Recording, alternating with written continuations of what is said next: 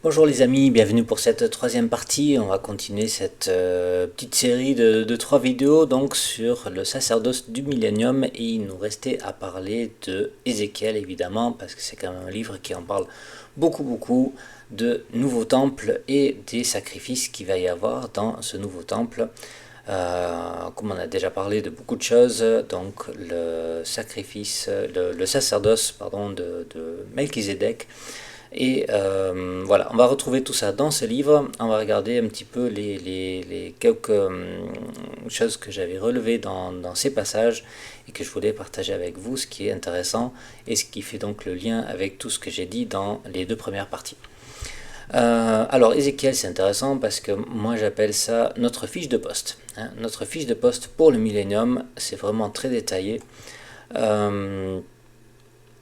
Alors, pour qu'il y ait un nouveau sacerdoce, il faut un sacrifice. Et les sacrifices, donc, sont les sacrifices du Lévitique. Comme je l'avais dit, la loi va redevenir applicable.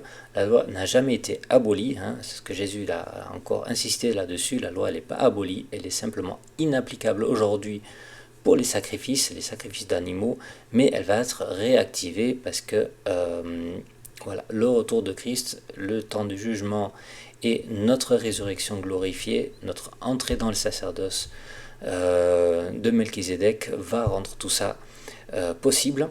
Donc on va réactiver les sacrifices, et même si on peut dire que bien sûr le sacrifice de Christ était certainement bien meilleur pour nous aujourd'hui, pour nous qui sommes sauvés dès maintenant, parce qu'il nous sauve de ce temps de jugement du monde qui va venir, les sacrifices du Lévitique ne sont pas pour autant inutiles.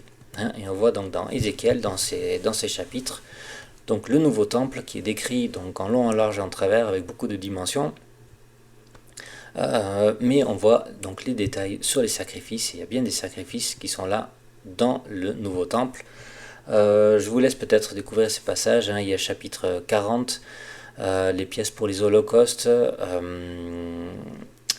Il y a les versets 38, 39, 41, il y a les tables pour préparer les sacrifices, il y a les instruments pour égorger les animaux, les tables pour poser les sacrifices. Alors, ce qui est intéressant dans Ézéchiel, c'est qu'il n'est pas seulement question des Lévites, mais il est question des Lévites, fils de Tsadok. Et ça, je voulais parler un petit peu de fils de Tsadok, parce que pourquoi fils de Tsadok, pourquoi c'est important et pourquoi ce nom. Alors, vous allez comprendre, donc, les fils de Tsadok, c'est le sacerdoce de Melchizedek. Et en fait, vous devriez le reconnaître avec le nom, parce que Tsadok et Tzedek, c'est le même mot. Melchizedek et fils de Tsadok, c'est la justice. Hein, ça signifie les fils de la justice. Et Melchizedek, le roi de justice. On est roi et sacrificateur avec Christ, on est des rois de justice, on est des Melchizedek, et on sera donc des fils de Tsadok. C'est comme ça qu'on va rentrer dans ce sacerdoce, dans le sacerdoce lévitique. J'en ai parlé avant déjà avec Ésaïe 66, qu'on va devenir sélectionnés comme des lévites parce qu'on rentre, ce sacerdoce va rentrer dans le sacerdoce lévitique, ils vont fusionner en quelque sorte ensemble, et on va donc commencer un nouveau sacerdoce, mais les fonctions ne sont pas les mêmes pour ceux qui sont des Lévites purs, on va dire, et ceux qui sont fils de Tsadok, ceux qui font donc en fait partie de ce sacerdoce de Melchizedek. Alors, avant de lire trop dans Ézéchiel encore, je voudrais expliquer qui c'est Tsadok dans l'Ancien Testament, parce qu'encore une fois, il y a des parallèles à faire, il y a des significations au niveau des histoires qu'on a dans l'Ancien Testament. On a le roi David, et le roi David avait deux sacrificateurs à son service. Hein, vous avez deux sacrificateurs pour David. Il y en a un qui s'appelle Zadok et l'autre qui s'appelle Abiatar. Alors, si vous suivez un petit peu les noms, où est-ce que vous voyez leur nom dans les passages, c'est intéressant. En fait, ils sont là tous les deux depuis le tout début, quand il faut amener l'arche de l'Alliance à Jérusalem. Mais il y en a un des deux qui ne va pas rester fidèle jusqu'au bout. C'est Abiatar. Parce que Abiatar, à la fin, il va trahir le roi David en rejoignant la rébellion, pas le premier de, j'ai oublié son nom, d'Absalom, mais le dernier, celui de son fils Adija, hein, c'est quand il va d'urgence couronner son fils Salomon. Voilà, Adija, il voulait devenir roi sans vraiment passer par l'autorisation de son père. Et donc dans cette rébellion, le sacrificateur Abiatar a rejoint cette rébellion contre David. Alors il sera donc sous la malédiction qui avait été prononcée sur le sacrificateur Élie. Alors Élie, on remonte à la vision du petit Samuel, début de Samuel.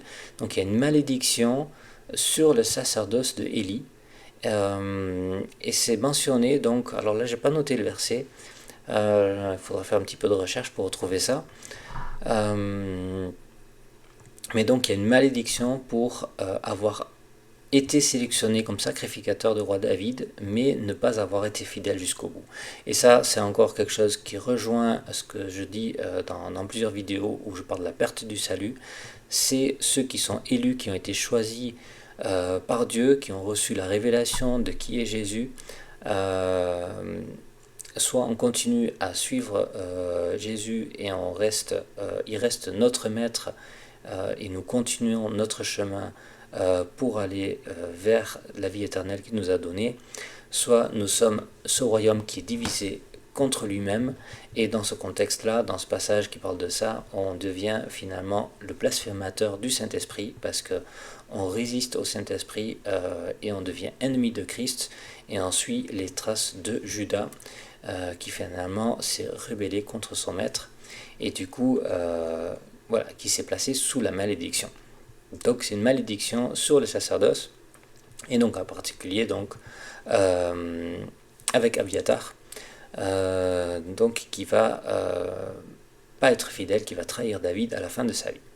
Et Tsadok, c'est donc celui qui reste fidèle jusqu'au bout, donc c'est très intéressant, il est fidèle. Tsadok est celui qui reste fidèle à David, et c'est comme ça que nous devons rester fidèles à Jésus, parce que nous sommes les sacrificateurs de Jésus. Alors on va passer maintenant à Ézéchiel, et puis je voudrais lire avec vous Ézéchiel chapitre 44, voilà, verset 10. Les Lévites qui se sont éloignés de moi quand Israël s'égarait se détournait de moi pour suivre ses idoles, ils vont porter la peine de leur iniquité. Ils seront dans mon sanctuaire comme serviteurs. Ils auront la garde des portes de la maison.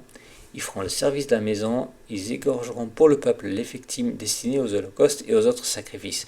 Donc ils ont des tâches de sacerdoce. Ils ont leur sacerdoce qui est toujours là. Ils se tiendront devant lui pour être à son service. Ils sont serviteurs, ils sont classés comme serviteurs à cause de leur péché, et finalement ça a une conséquence éternelle pour eux. De ne pas avoir les meilleures tâches, les tâches les plus honorables dans la maison de l'Éternel quand donc Jésus va régner sur la terre, et qui sera donc lui le sacrificateur voilà, dans ce temple. Parce qu'ils ont servi devant ces idoles, ils ont fait tomber dans le péché la maison d'Israël. Donc c'est pour cela que je lève la main sur eux et qui portent la peine de leur iniquité. Ils ne s'approcheront pas de moi pour être à mon service dans le sacerdoce. Alors, le service du sacerdoce dans la proximité de Jésus, ils ne s'approcheront pas de mes sanctuaires, de mes lieux très saints. Ils porteront la peine de leur ignominie et des abominations qu'ils ont commises. Donc c'est un jugement. Ils sont sauvés, ils sont là, ils sont en Israël, ils ont leur tâche, ils ont leur statut dans leur sacerdoce, mais ils n'ont pas, ils ont été retirés des lieux très saints et des sanctuaires et de services de sacerdoce dans la proximité de Jésus. Donc ils ont tout le reste, la garde de maison, ils font tout le service, tout ce qui doit s'y faire, mais c'est une autre catégorie, les sacrificateurs lévites, on les appelle lévites, comme on a vu dans Isaïe 66, les fils de Tsadok, donc dans le sacerdoce de Melchizedek, c'est eux qui vont faire le service dans mon sanctuaire quand les enfants d'Israël s'égaraient loin de moi. On voit bien cette opposition entre les enfants d'Israël et fils de Tsadok.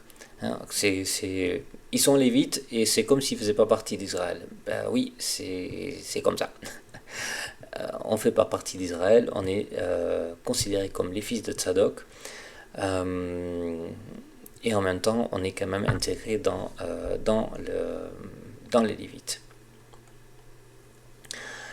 Ceux-là, ils vont s'approcher de moi pour me servir et se tiendront devant moi pour m'offrir la graisse et le sang.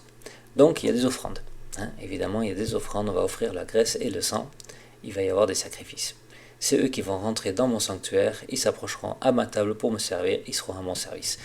Ça, c'est la plus grande gloire d'être dans la proximité de Jésus. Donc oui, on a encore du travail, on a encore un service, on va servir Jésus, mais quoi de plus beau que de servir Jésus finalement, je pense que si on croit qu'il y a une contrainte là-dedans, on se trompe parce que c'est vraiment la meilleure chose de pouvoir être dans la présence de Jésus. Alors, où est-ce que je voudrais encore lire ces passages? Oui, on peut encore lire quelques versets. Donc, on parle des habits de fin lin. Quand ils vont franchir les portes du parvis intérieur, ils seront en habits de lin. Voilà, il y a une tenue, des tiers de lin sur la tête, des caleçons de lin sur le rein. Voilà, il y a tout ça, il y a les vêtements. Il faut ôter les vêtements quand on fait le service. On va déposer ça dans la chambre du sanctuaire. Il y a d'autres vêtements à mettre pour ne pas sanctifier le peuple par vêtements. C'est très étonnant, mais oui, il ne faut pas se raser la tête. Tout ça, c'est des choses qui c'est pour nous. Voilà, c'est notre fiche de poste pour le millénium. On ne boira pas de vin lorsqu'on entre dans le parvis intérieur. C'est tellement terre à terre, et je pense que c'est comme ça qu'il faut le comprendre. On va ressusciter, mais on ne va pas flotter dans les airs. On va manger, on va boire, on va travailler, on va se lever, on va faire des choses comme on fait aujourd'hui. C'est une vie éternelle, mais qui est finalement très physique, très terre à terre, et on va pouvoir encore faire plein de choses. Et je pense que le plus important, c'est pas de se reposer, le plus important, c'est d'avoir de l'énergie pour faire plein de choses, parce que c'est là qu'on peut vraiment avoir une satisfaction de tout ce travail qu'on va pouvoir accomplir. Et on a vraiment beaucoup de choses à faire, parce que c'est une grande responsabilité que Dieu va nous donner, comme on l'a vu.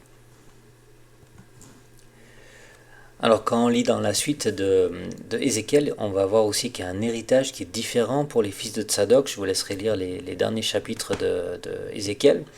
C'est tous les chapitres finalement de 40 à 48, ou surtout de 44 à 48. Un héritage qui est différent, vraiment dans la proximité du temple, dans la proximité de Jésus. Voilà, un héritage qui est un héritage pour Israël et un héritage pour les fils de Tzadok, qui est donc, comme je disais, le sacerdoce de Melchizedek dans lequel on va rentrer. Donc voilà, ces chapitres-là, 44 en particulier, c'est fiche de poste pour le service du millénium. Je trouve ça très intéressant. Et Jésus, dans ce livre d'Ézéchiel, il est le grand sacrificateur, il est appelé le prince. Et lui aussi, il va travailler, lui, il va aussi être chargé d'offrir des offrandes, offrir des holocaustes, des offrandes, des libations, en fait. Ézéchiel 45, verset 17, c'est le prince, donc Jésus, qui va être là pour être au service de Dieu. Et il faut comprendre que, voilà, Jésus, il est là physiquement, dans un corps de résurrection, où on voit encore ses mains et ses pieds percés, où il est donc une fonction de souverain sacrificateur, et la présence de Dieu qui est dans le temple, la présence de Dieu qui est là. Et voilà, encore comme Jésus il a fait quand il était sur la terre, il nous apprend à venir devant Dieu, à venir dans la présence de Dieu et à l'adorer de la manière aussi dont il a fait quand il était sur la terre, tout simplement. Ouais, donc Jésus, il offrira des sacrifices, des offrandes, des holocaustes, des sacrifices d'action de grâce. Je vais afficher ce verset peut-être, voilà, vous voyez de quoi je parle. Voilà, c'était ici le verset 17. Voilà, le prince. Le prince sera chargé des holocaustes, des offrandes, de libation, aux fêtes, aux nouvelles lunes, tous les sabbats, toutes les solennités de la maison d'Israël. Et il va offrir le sacrifice expiatoire. Donc il y a un sacrifice expiatoire. Et là, ce n'est plus son corps. Il y a un sacrifice expiatoire. L'offrande de l'Holocauste est le sacrifice d'action de grâce en expiation pour la maison d'Israël. Donc c'est un nouveau fonctionnement, mais qui finalement qui est grandiose quand même. Mais oui, c'est plus la croix. C'est plus la croix. Après le retour de Christ, on ne peut plus être sauvé du jugement. Le jugement est passé. Maintenant, c'est différent et on va être impliqué dans un rôle de sacerdoce et on va régner avec Christ, mais des très très grandes responsabilités avec tout ça. Alors, il y a encore beaucoup de questions qu'on peut se poser. Il y a beaucoup de détails qu'on peut expliquer, essayer d'expliquer, mais je vous ai peut-être déjà beaucoup noyé avec tout ça, je ne sais pas. Le plus important, c'est finalement de comprendre pourquoi il faut revenir à une sanctification de tout. Parce que nous sommes sanctifiés et capables d'entrer dans la présence de Dieu. Nous sommes déjà, nous, sanctifiés par Jésus, donc on peut entrer dans la présence de Dieu parce que Jésus va perfectionner l'œuvre en nous, donc il va nous permettre d'entrer au ciel. C'est lui le chemin vers le Père. Mais la présence de Dieu, c'est par l'Esprit. Nous ne sommes pas réellement devant le trône de Dieu. Et aujourd'hui, c'est juste nous les élus, nous individuellement, c'est pas le monde entier. Comme je parle beaucoup du monde. Et le nouveau règne de Christ, c'est Dieu qui vient sur la terre. C'est la présence de Dieu qui vient dans le temple, c'est Dieu qui vient sur la terre. Et voilà, je voudrais finir avec cette idée. Jésus a été capable de se manifester au milieu des hommes impurs. Il était là sur le monde, et dans le monde, il était au milieu des gens impurs. Mais pour que la sainte présence de Dieu le Père, puisse descendre dans un monde pécheur, il faut que ce monde soit purifié. Il faut que l'endroit, il faut que la ville, il faut que le temple soit purifié. Et il veut se faire connaître du monde, il va se faire connaître du monde. La terre sera remplie de la connaissance de l'Éternel. Donc Dieu, il va descendre dans ce monde. Et voilà, ce que je trouve très intéressant, on va voir ça dans Apocalypse, premier chapitre. Quelque chose que je pense que souvent on a loupé alors que c'est là. Dans Apocalypse, Jean, il va écrire de la part de 3 personnes. De la part de 3 personnes. Il a écrit 3 fois de la part d'eux, et je vais le prendre dans le sens inverse, parce que de la dernière fois, c'est écrit de la part de Jésus-Christ, donc on va voir la Trinité, évidemment. Jésus-Christ, c'est le 3e, le témoin fidèle, premier-né d'entre les morts. En deuxième fois, de la part des 7 esprits qui sont devant le trône, mais en premier, on a qui? En premier, donc forcément, on a le Père, et le Père, il est appelé comment? Il est, celui qui était, et celui qui vient. C'est pas celui qui sera, c'est celui qui était et qui vient. C'est Dieu le Père qui vient. Et la venue de Dieu le Père, ce n'est pas la même chose que la venue de Jésus. Le retour de Jésus, on sait comment ça va se passer. Le retour de Dieu le Père, ça sera le sujet de notre vidéo, je pense, parce que là aussi, il y a beaucoup de choses à dire là-dessus. Ce n'est pas le même événement, c'est un autre événement. C'est pour ça qu'il y a des choses qui ne correspondent pas dans ce qu'on peut des fois interpréter comme des passages de retour de Jésus. C'est Dieu qui vient, c'est la présence de Dieu qui vient, et la présence de Dieu qui vient, je pense qu'on peut se l'imaginer comme on l'a vu avec Salomon dans le temple, la présence de Dieu qui vient dans le temple, et Jésus comme Salomon qui est devant le temple, qui demande, donc qui intercède encore pour le peuple, et nous on est là avec Jésus comme sacrificateur, on va intercéder pour les gens, pour obtenir le pardon, pour que la sainte présence de Dieu puisse être sur la terre. Il y a vraiment il y a un chapitre, j'appelle ça le déménagement de Dieu. Un Dieu qui habite au ciel, il va habiter sur la terre. Il y a un psaume qui dit « J'ai désiré habiter parmi vous ». Donc voilà, Dieu va venir sur la terre, et grâce à ce nouveau sacerdoce, on va rendre cela possible que Dieu il va être parmi les hommes, et voilà, c'est ce qu'il avait désiré, et cette réconciliation sera finalement accomplie depuis sa rupture entre Dieu et les hommes, depuis la chute. Voilà, il y a ce projet de réconciliation qui va finalement s'accomplir, où Dieu sera présent avec les hommes sur la terre. Voilà. Voilà, j'espère que ça vous a encouragé. Que Dieu vous bénisse.